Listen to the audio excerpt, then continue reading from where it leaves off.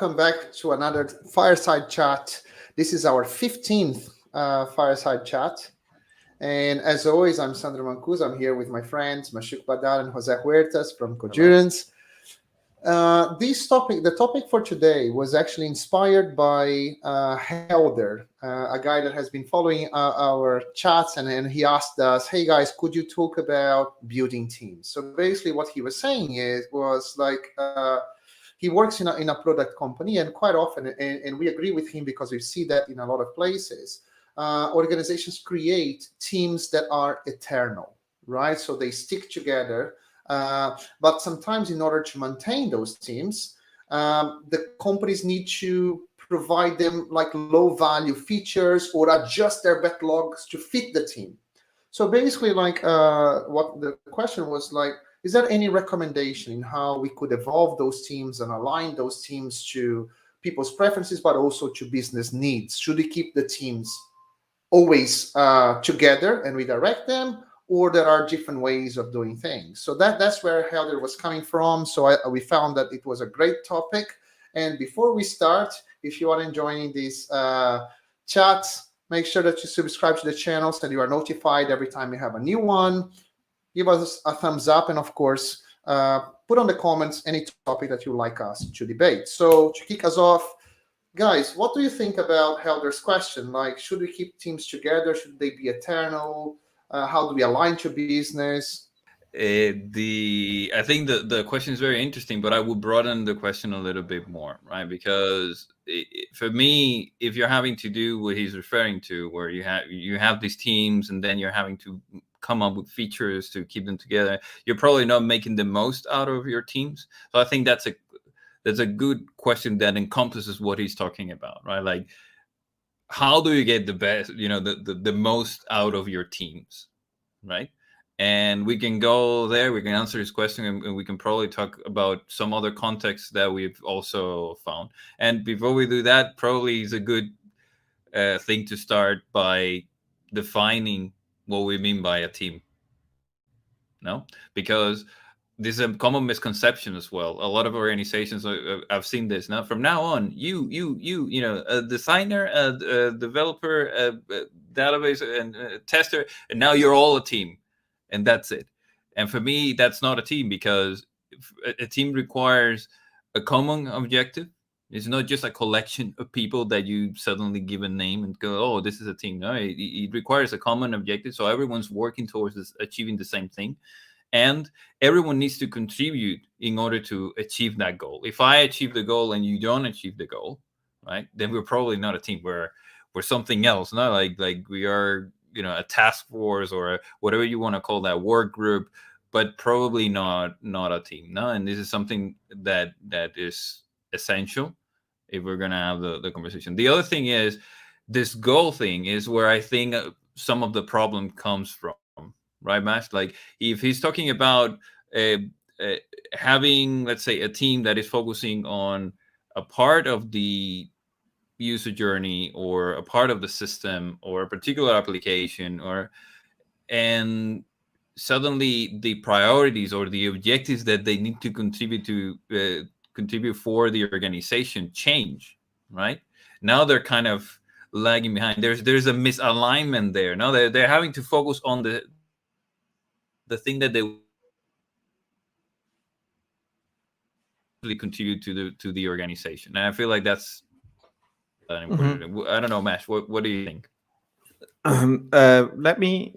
I think there is an important insight in there actually that you talked about. That what makes a team is a common objective or a common goal. And often when people have problems, this kind of problem that Helder is referring to, actually the objective or the goal is not some kind of business outcome, but the product itself, or the component or parts of the product itself.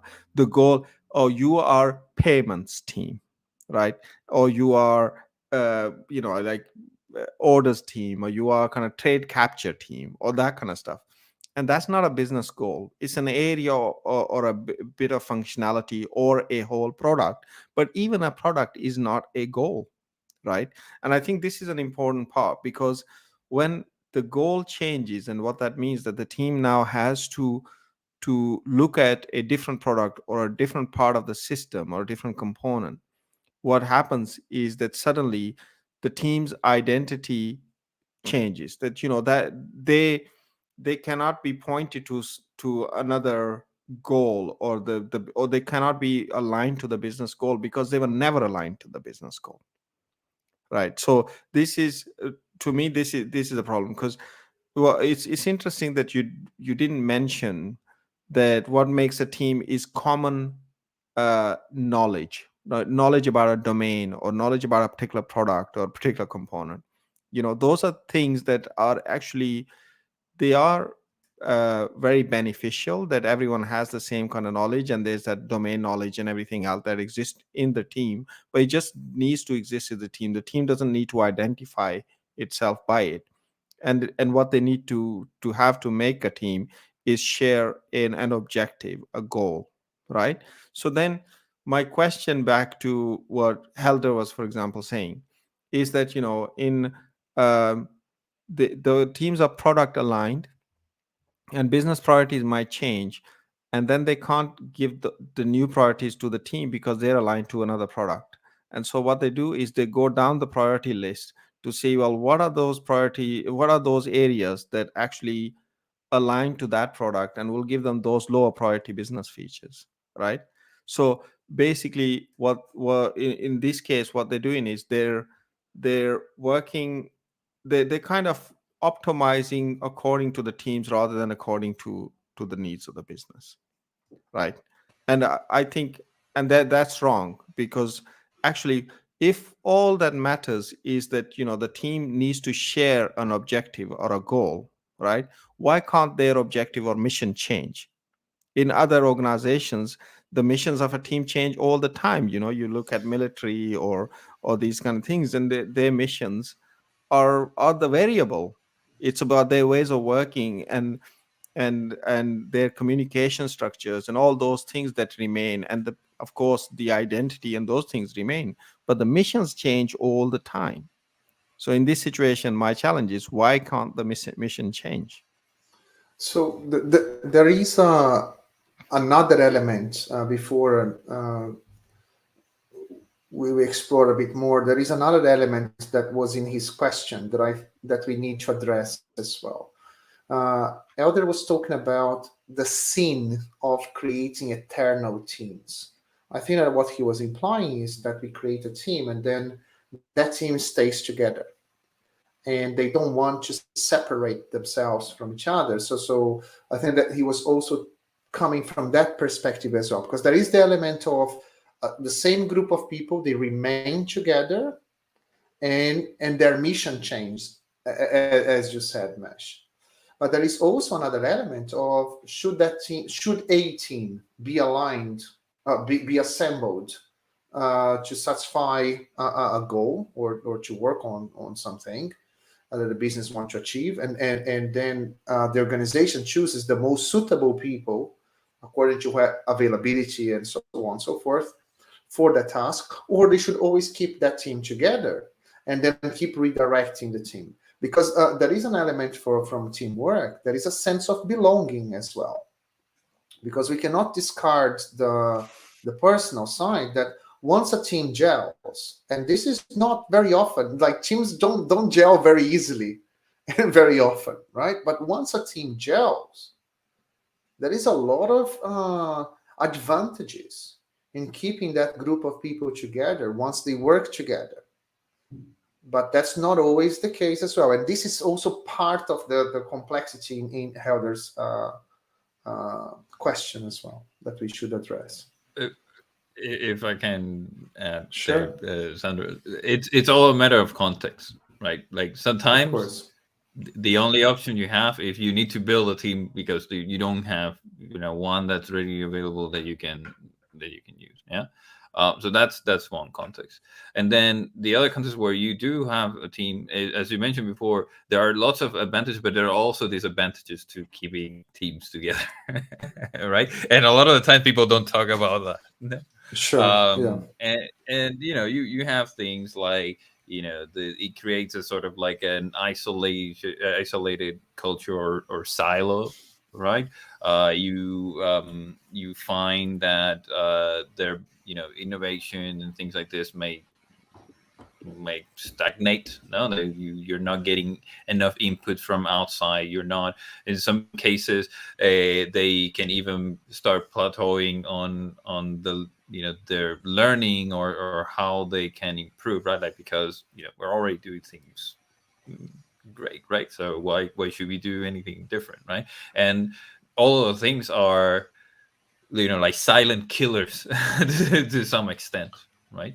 And they But so come with sorry, time, just right? to Like, they come interrupt. Yeah, with but I don't think that this is always true. Sorry to interrupt, because like for example, what we are saying is that, let's say that we have a very good group of people, and here I'm just like trying to expand more on the idea of having eternal teams, just like see how far we can take that, because I have, similar to you all, I also have mixed feelings about that. I see pros and cons, but I'm just trying to stretch that a bit. First of all, I don't think that it's true that, let's say, if you have a very good, competent group of people, highly talented, full of energy. So I don't think that they will not innovate just because they are together. On the contrary, I think that they can keep innovating as they get more flexibility and work in different areas of the business. Just adding, like, is breaking them apart and mix them with other people. Don't necessarily will create innovation or even good innovation, right? So But I don't think we're talking about that, because there are extremes. Like, one is that break everyone apart and reform everything each time.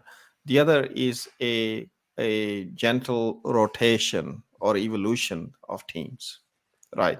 So I think we are kind of probably making the mistake of falling into this trap of these two extremes, right? The extreme one, which, as you mentioned, kind of just a whole pool of people forming to a mission, and then kind of dissolving back into that pool. That's the one absolute extreme. And the other absolute extreme is this almost static team that is aligned to a particular mission forever, right? So there is this, there are absolute complete extremes, and there is a lot of room in the middle, especially towards where you have well established teams that are evolving. Not just their mission is evolving, but they themselves as a team is evolving as different challenges come to them, but also as the needs of the people, individuals within the team, become, not necessarily aligned with the team anymore. So I think there is some, depending on each team and each different scenarios, there is room to be in these different parts of the spectrum. But I think the two extremes are bad, and I would also maybe stick my neck out to say that actually to the left, where you just have this pool, is the further down towards the left you go, whether you just have this pool of people, it gets worse and worse. And probably you want to be closer to where you have some kind of stable teams, allowing for the evolution within the teams in terms of the individuals, and also evolution of the mission.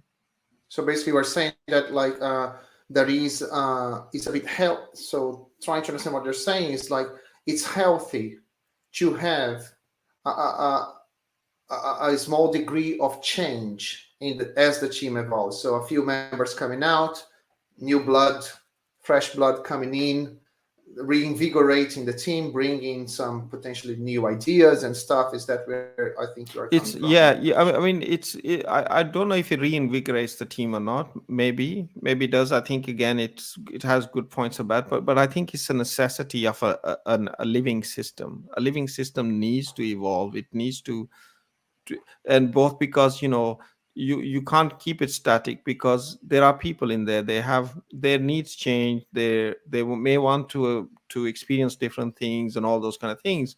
And of course the business changes, and what the team is serving keeps changing, and that also needs to keep evolving. Now, I think this is a necessity, and anything else that we do is we are actually fighting against that necessity.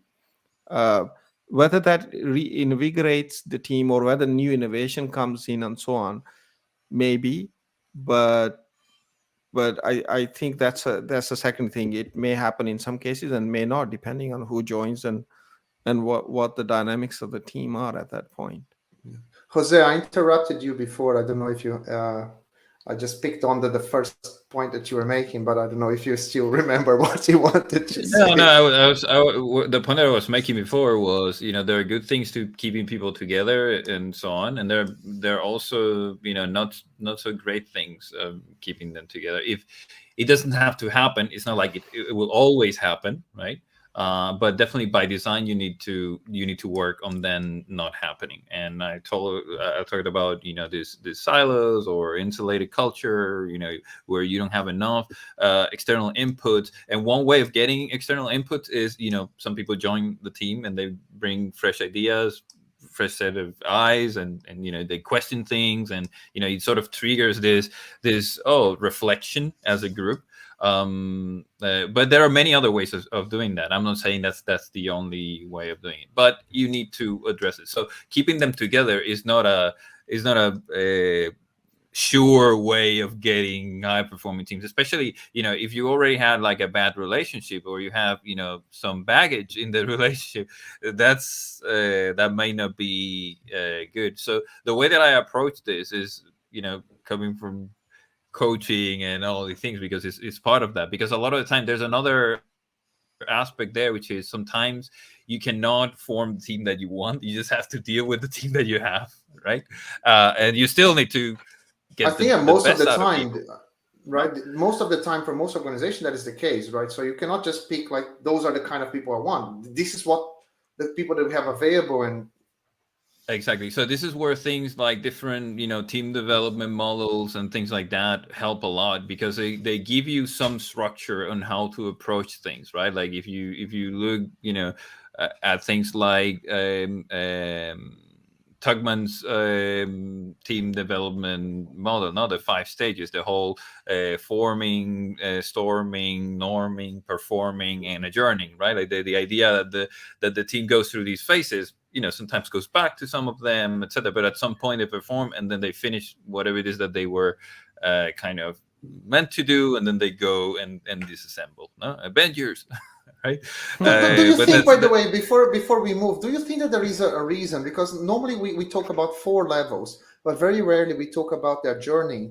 That is the actual termination of that team, or disassembling of that team. Do you think that there is a reason why the 5th element was not popular? Like, for some people don't like to talk about.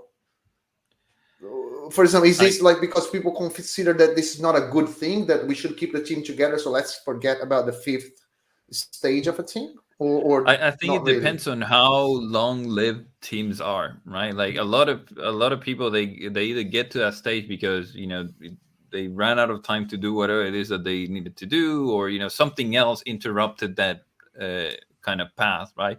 But you can see it with people that get together for a relatively short period of time in order to accomplish something. They already know that at some point this is going to finish, and part of the plan is it will finish at some point. Let's make sure that when it finishes, everything is good, right?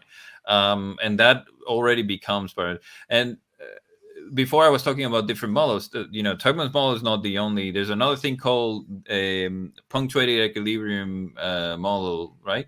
Which basically looks at teams and people work together, and what it says is that there's certain moments in time where the team is more, let's say, open to changing or learning or acting on the knowledge that they have already acquired, right? This is usually beginning, middle, end, right? So at the beginning, people are, what are we going to do? Like, there's this process but at some point they already have to start doing things, right? And it's not until like they are mid process, like for instance, if you're looking at the fiscal year, like if you're looking at a year, mid-year, usually people would say, oh, how are we doing with the plan? No, or how are we doing with the roadmap? Or if it's a quarter, the same thing, right? And then at the end, there's also the part, no? If you look at retrospectives, if you look at, so you have these three areas where you can act on the team, making sure that they have all the ingredients that they need in order to be successful in what they're doing, right? And they're more, right? Like another model that you can use, especially if you're having like a team that has problems, is the Patrick Lencioni's 5 dysfunctions model. And yet another pyramid, trust and so on, right? Trust, conflict, commitment, and so on, right? Like accountability and results, right? I think is the order. But so these things, it's not like they are perfect by any means, but they give you ways in which to look at your teams and figuring out, where can I tweak, how can I help, how can I get the best out of the team or the people that are working there, and I feel like that's often not even thought of, right? Like usually building a team or having is about putting people together with the right skill set. Do you know PHP? Do you know blah blah, whatever, right? You put them together, that's it. We have a front end, we have a back end, we have it, and this should be enough to deliver this project. But there are plenty of other things. Sorry, go on, Sam. No, I just wanted, it's more like I just want to give some information, then maybe ask a question to both of you. And Mash, you will probably remember very clearly these situations. So we were working with our client. I'm pretty sure that some of our people, even some of our clients, will know what I'm talking about here. But we were working for a client at some point. They were a product company. So they had their website and stuff, and so they had, like any product company, they had areas very well defined. They had the payments team, the catalog team, they have the whatever, like the product team, and so on and so forth, right? So at some point, in the early days that we were working with them, the teams, they felt that the teams are not properly aligned, right? So they wanted to rejuggle all the teams. And I remember having in a big meeting with all the developers, all the product owners, all the people involved, and they wanted to rearrange those teams. And what happens was some teams said, look, we want to remain together. I don't care which domain we put us in. We want to remain together. Some people said, we want to remain together and work in the same domain. So we had a payments team that they wanted to say, look, we like each other, we work well together, we know this domain very well. This is where we think we can add value. And I actually felt that there are pros and cons to all of that. But I found that in a product company, you have a team that is very well gelled. They work very well together. They have a very good knowledge of the domain that they are in. It's a domain that is in constant evolution. It's an important domain for the company. So keeping a team together in that domain, as long as they are happy, made sense. But there were a lot of people in between as well. As I said, there were people that wanted to remain together, and they didn't really care much about what they would do. And there were people that were just there. And they said, well, I don't know, I'm here. And then we end up in a situation, Mesh will certainly remember that, because it was actually, funny now, right? But so we had a few teams with names and stuff, but we had some people that were the others. That's how they were named. And so they were a group of developers that were available to do whatever. And then the organization had this mix of teams. And to be fair, please don't get me wrong. I'm pretty sure that some people from that company will watch this video at some point. And I don't think that there was right or wrong, because we didn't know exactly what to do, because this is a very difficult situation. Because we are talking about there are business needs. There are things that needs to be done. There is expertise that you can benefit from. And there is what people want to do. And if you start forcing them to fit in certain teams or destroy certain teams, you might not have that person moving forward because that person might be extremely unhappy. So so I just wanted to give that context, because my question is, for a product company, what could be a good way of going about that, as the things, because they have specific domains most of the domains will remain stable, and the evolution within those domains will continue. So that domain knowledge is important. But some domains, they have a priority today, some they lose priority tomorrow. Some people want to do different things. So what would be a good advice? And by the way, I don't have the answer myself. I just want to brainstorm that. I don't have, well, we didn't have the answer then. We probably don't have now, but it doesn't stop us from making opinions. I have some opinions. I was no part of the I didn't context. say I didn't have opinions, by the way. I have opinions, but let's start with your opinions. No, I think this is, it is very common.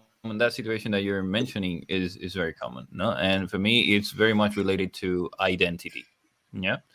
And identity is it's a complex thing, because you're not one thing, right? Like you have all these labels that you associate with yourself, and it's this accumulation of things, right? Is what you consider to be, your identity, right? Like, I'm Cuban and also Spanish, and I'm a father now. I didn't think of myself as a father before, right? Like all these things are part of, and they have a hierarchy, right? Like I think of myself a lot more as a Spanish person than as because I've been here longer, and it's more of what my day-to-day looks like, right? To give you an example. So for teams, it's the same thing. So you can associate yourself with being a developer, or being a front end, or being a whatever, right? And then as you start moving, probably down to or up, depending on how you want to see this. Maybe you are part of Team X, right? And that's that's my level, my label, right? Or I am part of the trust and security domain. Maybe that's 3 teams, right? And that's that's where my loyalties kind of like, right? Or you could be the organization, and if you see yourself as being part of the organization, and that taking precedence over everything else, then it doesn't become a problem when you're suddenly asked to, hey, by the way, you need to support this other team because they're having you move there, you help, you do the because for you that's not in conflict. And what you find a lot of the time is that teams gel, but they gel into the team kind of identity, right? And they're willing to move around if they move together, or they move to a different company as well. You know what I mean? Like they want to go together, right? And that's when you start having that kind of issue, right? So for me, it's very important that whatever identity people feel more comfortable with, etc. You do need to work on that overall. If it is a common goal, if it is a common enemy, whatever it is that takes shape you do need to, by design, work on those things, right? And maybe if you start talking to them about business objectives and what the overall thing, then they start like that's part of making them feel part of, right? And not becoming an issue. So that's my general, I already gave you kind of like the setting of how I would approach that kind of situation. It's not infallible, of course. Context is everything, right? But that's more or less where I would go for what I would go for. I was actually thinking, and this was a thing that I was going to raise at some point anyway, this concept of self-similarity. So self-similarity is when the same thing kind of applies at different levels, right? And in here, I see some self-similarity as well. Or if you think about it, let's say you take a team, right? And let's say it's a very well-gelled team. We think nothing of some a feature coming into that team, right? And saying, okay, these two people are gonna pair on it. Suddenly, they are also a team within a team, right? So they are a team. They have just formed to for the objective of that particular feature's completion, and they are gonna dissolve back into the larger team when the feature completes, right? And we think nothing of that, right? We think that's a good thing, and we think that pair rotation is a good thing, and sometimes it's 2 3 people, right? So we are at a lower level, we are forming, dissolving, forming, dissolving quite often. And then there's the team as well. So but in here it's quite easy for that pair to hold the objectives of that feature, but also the goal, the overall goal of the team at the same time, and they're aligned because this feature that they're going to build aligns with the wider goal of the team, and is still a team. So then, why can't the next level be true as well, But right? there is an element in there of, for example, every time they pair with someone and then they dismantle and then they pair with the other person, that other person still has a very strong sense of identity, like they share a lot, because that rotation of pairs happens more often and they are still within a much smaller context. So every person that they interact are people that they constantly interact. As we start moving that up, stretching the metaphor, they might spend like months with one person, with Yeah. one group of people, and when they move a team, move to a different project or a different department or area of the business, there are people that they don't talk. I understand. I thought it was a good insight in creating a Jose, as you mentioned, these But identity at that's the top, and that would not matter, which is similar to what you are saying, Mash, at a lower level. Yeah. There is an identity with the team, so that when you subdivide, that identity is not alien, because the identity is still within the It team. follows through and it goes through, and this Right. is why, and in fact this is the thing that, in that particular example that you gave, and I'm trying to answer that question again, Mm-hmm. is we actually, I remember talking about identity a lot, Mm-hmm. but I think our mistake there was that we concentrated on in team in identity rather than the business identity. And I think teams, of course, they should have identity, but they should always, actually, what trumps it is the overall business identity. And we are not talking about different departments. We are talking about teams in the same department. So let's not make our problem too big right now. Let's Mm-hmm. kind of just go to the next level, which was the Mm-hmm. case in here. They were all actually parts of the same product. As you Yeah. said, one was payments, one was catalog, and so on, right? And in fact, they were just divided so that they had a smaller cognitive load than the Mm-hmm. whole thing, because it was too big. But we did not concentrate in this case. I think that was one of the main things, was that on the identity as the development team as a whole, Of that and we product, of right? the product, and we went down to the identity of those individual areas of the product. And that caused a lot of dysfunction, because when certain areas were less busy, they were not inclined to move to the other teams, because they didn't share that identity. They were payments team, they were catalog team. They did not share the identity of the whole product team. And they probably fell into the exactly what Helder was mentioning in his original question, because people felt that their identity was local to their area of the business, but as that area was deprioritized, the business still had to feed that team. And that's why I think in his question he was saying, oh, now they need to work in low value features business wise, because now you have a team that wants to remain in that area that is deprioritized, but we still need to have Yeah. something for them to do, and some high priority features for the business cannot be worked on because they don't have the right people available or the right Hmm. skills available that they would need to take from some of the existing teams. Yeah. so that's one aspect. No, the identity aspect and how you handle that. And by the way, to the example that you were saying before, Sandro, where you said, no, if you then move that up, maybe they will, it will. You were talking about someone changing a team a month later and then being completely alien or whatever. That's my problem. That's not by design. Like by design, let's say what you're doing is not what you were doing at the smaller scale. right? Because if you were doing the smaller cake, when the person joins the other team, is not an alien. They already know each other at least, or they already they and they have the some common ways of working and they have common common ways of frames of working. reference. Exactly. So this is where I say, and communication is a big aspect of that. Like if you don't talk to people, there's no way. There's this thing around getting to know each other that allows for tacit knowledge and for people to work better, right? Like if you look at there's this book called Collaboration. One of the things that he talks about is some of the barriers, right, to collaboration. And one of those is we don't know each other enough, so there is knowledge that is harder to transfer because we don't know each other enough, right?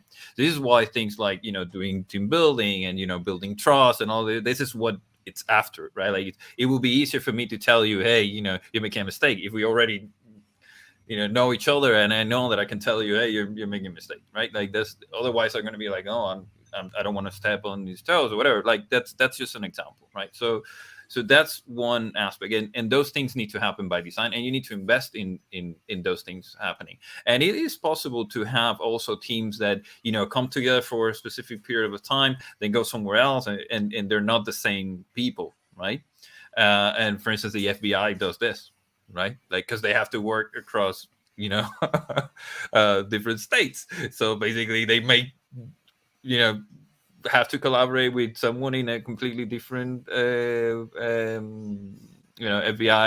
office, right, than from where they are or whatever, right? And they train for this kind of stuff. So to be able to form a team and work effectively with people that you may not know that much is a skill that you need to build as well. And it's design as well. It's an organizational, it's an organizational framework that they have to be in place for you to be able to do that easily. Yeah, that you were saying that, and I was thinking about one of our projects, and of course, our people watching that will certainly know who I'm talking about. But we have one of our largest clients. We have a few teams, Codurance teams, working for the same client, and one of the things that we try to do, well, we do not try it, we actually do. So we have a joint daily stand-up a daily meeting, right? So they're not stand-up anymore because we are all working remotely. We sit down, but like so we have a daily meeting where it's open to all the teams working for the same client, and basically one person from each team, normally the team lead, but like one person from each team, they will give the updates to the other teams. That's what they've done yesterday, what they're doing, and if so, the normal stand-up thing. So they share with the other teams what they're going through on a daily basis, and that is time boxed for 15 minutes. But there is another thing that is pretty cool. That was not, I must admit, it was not something that we created, but it was pushed by the client for the circumstances in there, but now it serves very well. Each team does its own demos, or their own demos, every 2 weeks. So they have separate demos for the stream of work, but they have a summary demo once a month. So every 2 sprints, we have 2 week sprints.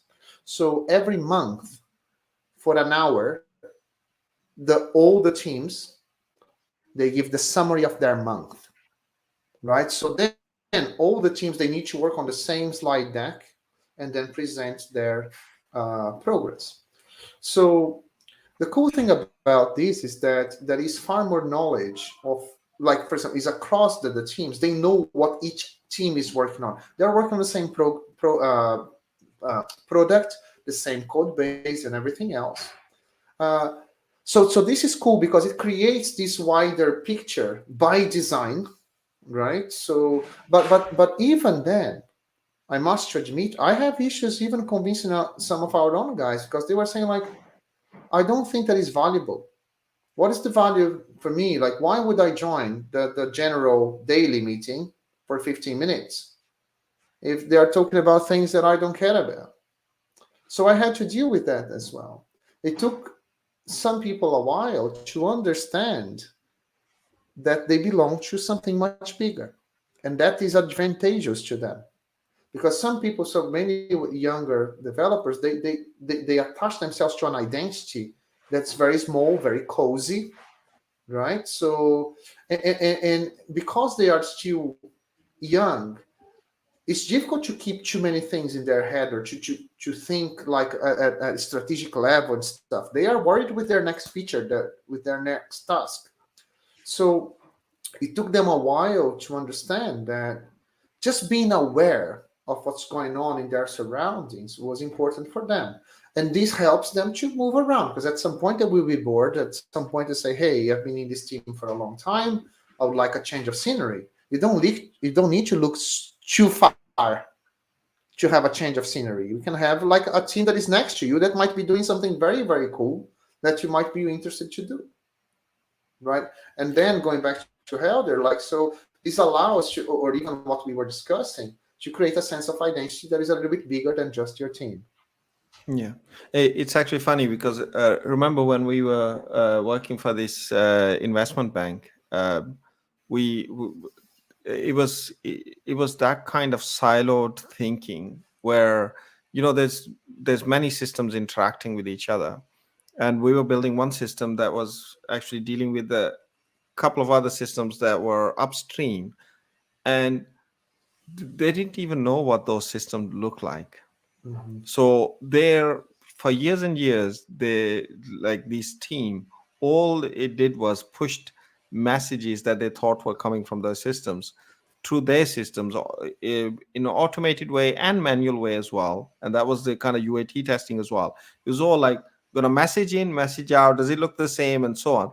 And you think, but do you know what's actually creating these messages and who is at the end of that? And no, they didn't. And they felt that they didn't need to. And actually, I mean, it was working fine. But if all you do is just message in, message out, then your identity is related to that particular system, that particular component, and not the business of that bank in this case. And in this case, we actually did a bit of work to have those upstream systems installed on their machines, so they could actually see the whole thing going end to end, so they could actually build an identity around what the bank needs as a whole, what that whole, how their component and other components together actually provide a service to the end customer. And that then kind of in a way lifted their view and their vision of what's more important or what's less important, because they could see the whole rather than just the parts. And this goes again, this is one of those self-similarity, same thing, it goes all the way down to the components and class level. Sometimes people get this tunnel vision and they just optimize this local thing, but almost forget that this belongs to a much bigger whole, right? Yeah. And I think that Jose also mentioned of creating same standards and stuff that would help to create this identity. Because one thing that also improved, and although at Codurance we have that, we always have one way or another, but like in this project, it took us a long time to do it. And I don't know why, but community of practices. So we established communities of practice in the client where all our teams now go to. And all of a sudden, practices that were adopted by one team started spreading to other teams much faster. And that collaboration and idea, how do you polonize? Like, is it the word? Like, yeah, but like Cross-pollination. Cross-pollination. So the cross-pollination of ideas became much faster now, because before it was just the daily, the general daily was not enough, because the daily would say, this is what we are doing, this is what we're going through, and so on, share us some information, but it was not deep enough for them to relate to. But as soon as they had a community of practice where they share how they split their build pipelines, how they sped up their tests, how they are dealing with a different area of the organization, they say, oh, hey, hold on a sec, we have a similar problem. So they had more time to talk about it. So creating those communities of practice helps to create a bigger identity as well. Mm-hmm. And bigger and to say kind of almost align on ways of working, right? Yeah. If you're in one team and you're working in a particular way, and you move to another team, and a lot of the things are very similar. There is not that big a kind of shock or trauma to you now suddenly having to completely adopt to this new way of working. And You're you can apply already, that. pardon? Yeah, and you can apply that not only at the ways of working level. Like there are companies that their offices look almost the same because they have people who are constantly traveling between offices, and so that when they get to a place, they know where the bathroom is, or they know where Yeah, the main room is, etc. So you can apply that at across many all levels. levels of the organization. Yeah. Definitely, and that creates an easier way for people to kind of move around and the and that kind of thing, right? So there is another aspect as well that we haven't touched upon. So let's say that we want to create those teams, or for example, we have a few people in the organization, but all of a sudden there is a need. How do we deal with the problem that not always we have the right people available or the right skill available? And because most of the time, and this happens to most of the organization, including to ourselves to a good degree, sometimes we need to create a team with whoever you have available, and we need to nurture that team, right? So in a product company, is there a way to minimize that impact, or like, I don't know, how do we go about that? Because not always people want to change what they are doing, or I don't know, or sometimes they want to change but they don't have the right skills. I wonder if there is Uh, anything we can say. I'm actually coming more to the kind of uh, leaning more towards the conclusion that I mean, skills are important, but they're not as important as ways of working. They're not as important or as discipline, and they're not as important as the softer, let's say, skills, which are universal, right? So if you build the right attitudes, the right kind of teamwork, effectiveness, leadership, consultancy, these kind of skills, if you build these, they are universal. And for us, right, that's where we concentrate more and more on, because we often find those are the ones that are the difference between success and challenges, let's say, than than hardcore technical skills. Yes, you do need specialisms, and but you know what, they are the ones that you can train on. They are the ones that you can even to some extent learn on the job. But if you don't have the right attitude, if you don't have the right skill, kind of more softer side of the skills that I just mentioned, those are not the ones that you can train on, and those are not the ones that you can do without while you're learning.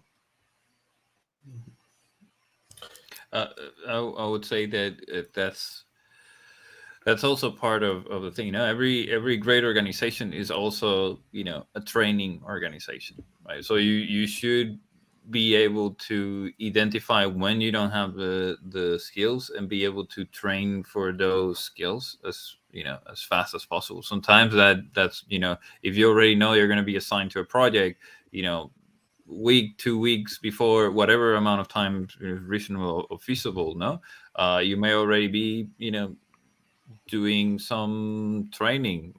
I don't know if Coursera or Eternal or whatever it is, right? But you can be acquiring this. Does that make you an expert? No, it doesn't, right? But it already cuts that learning curve for quite a bit, so that when you join, the learning that you have to do on the job is relatively small. If you pair that with very good practices and with support from context, no, either specialists that are supporting the different teams, or having access to a wider uh, pool of intellectual capital within the organization, then it becomes a lot easier. Becomes a lot easier. And those are things that people are not willing to do sometimes, right? Like, no, you're going to start, you learn on the way. You're asking me to do something I don't know how to do, but then you're asking for performance as if I did know how to do Yeah, it. There's something, you're setting me up for failure here. No. yeah. So that is something that needs to be recognized at the system level, or the organization level, and dealt with.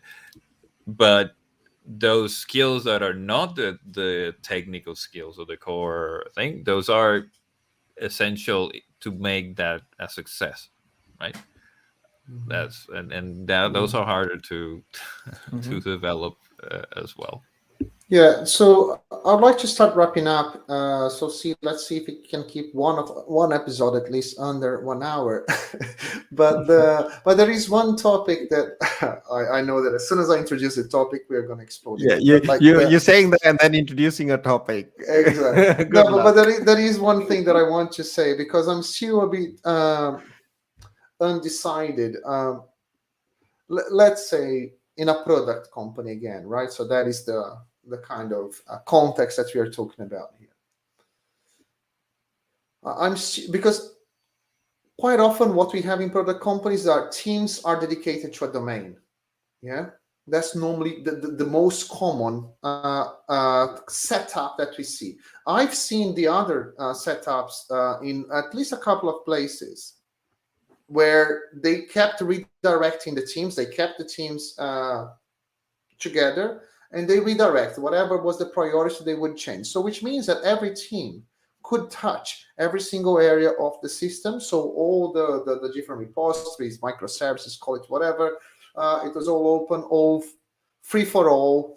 A team has a mission, and the team can make all the changes that they need to make to get that set of features done. Yeah, I've seen more. Again, this is just limited to my experience, but I've seen far more problems in organizations that is all free for all and keep redirecting teams when we had them focus on a domain. I've seen organizations where everyone was touching everything. They lost consistency. They lost everything was messed up because every team would do whatever because the goal was to fix the feature.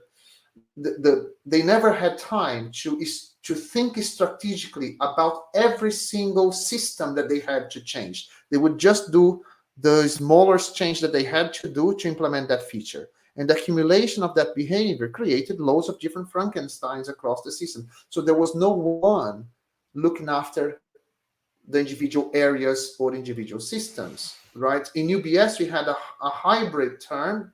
We introduced a role called component guardians. So although teams could do the change where they were, but we had one person or a small group of people that would be the guardians or they would look after the quality or the standards of each system. So basically, I just wanted to throw that there, and I wanted to know your opinions about these. I know that we are talking a bit about extreme, but what do you think about those two different ways of working?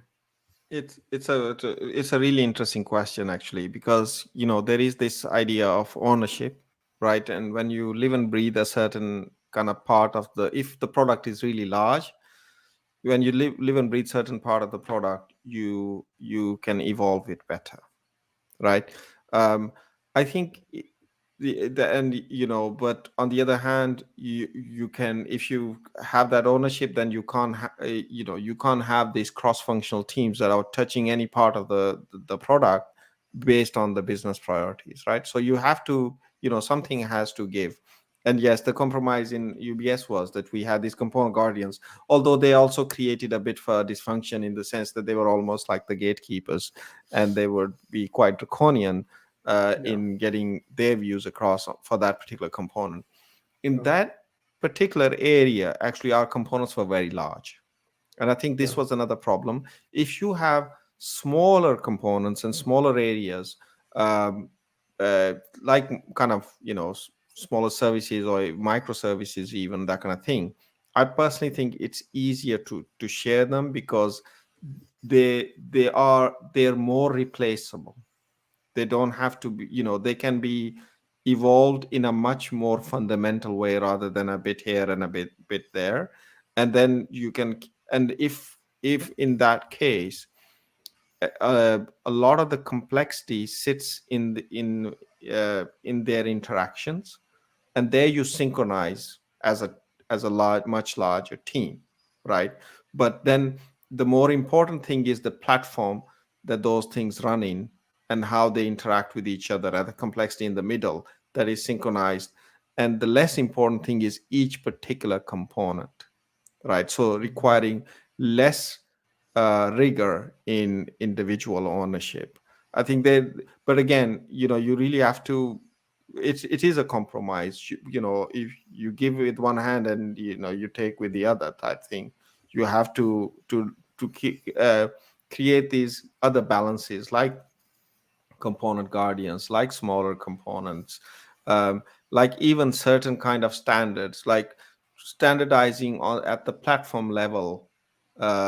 If you can keep the components simple, these kind of things I think help. But I think where components are super uh, uh, they're very large and they have a life of their own, and there's a few of them to create the product.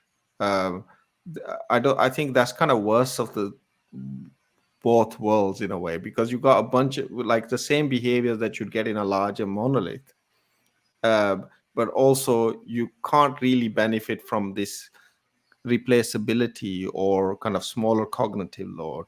So I think in UBS's case we had a much more difficult problem, but you can design systems that help you to have teams that can move around a bit freely and still see familiar landscape in the software. Mm-hmm. Jose, any final words? No, on that topic in particular, I feel like there is plenty of strategies that you can try, and for some contexts it will work best. Like for you guys, having the component owners or whatever, having them be like, let's say the one standardizing or looking over the overall thing, and having everyone contribute and so on, but have this as let's call it a coordinator, or someone setting the direction, right? And so that's one area. I've also seen the team that goes and is able to move through every part of the system, and then other people maintain it, right? And then they complain, no, this guy's come here and they do all sorts of shit, and now I have to deal with it, right? Which is also a pattern. Another team is assembling the people that you need in order to. So I will take someone from the components that I'm going to be touching on or whatever, to make sure that there's a representative in there that understands what the implications of what we're going to be doing are. And you have autonomy, but you also have that direction, right? And this is something that I know I've been using, the Army, FBI, and that kind of stuff, and the Army gets a lot of shit.